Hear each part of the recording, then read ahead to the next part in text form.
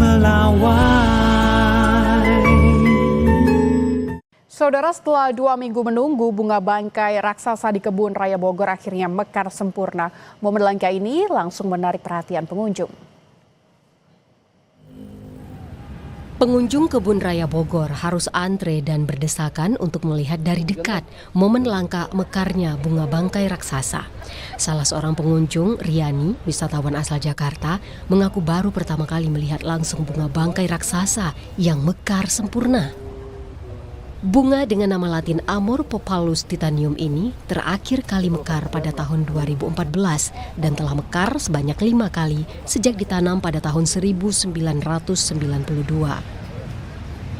Kebetulan aja sih, nggak sengaja, nggak ada rencana ke sini, terus katanya lagi mekar jadi ikut antri.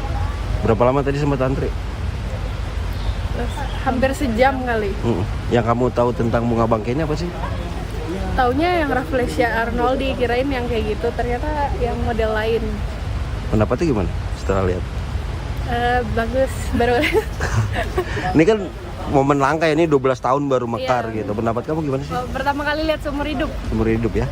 Oh. General Manager Corporate Communication PT Mitra Natura Raya menyebut bunga bangkai ini mulai mekar pada Jumat dini hari.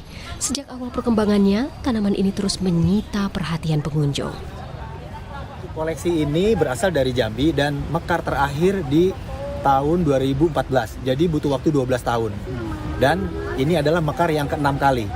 Pertama kali di tahun 2001 dan umbi ini ditanam oleh peneliti pada tahun 1992.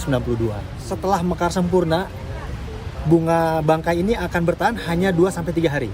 Tergantung cuaca. Jadi kalau diperkirakan bunga bangkai raksasa ini hanya bertahan mekar 2 hingga 3 hari. Warga yang ingin menyaksikan langsung dapat memanfaatkan akhir pekan berkunjung ke Kebun Raya Bogor. Bulan Sabto Hadi, Kompas TV, Bogor, Jawa Barat.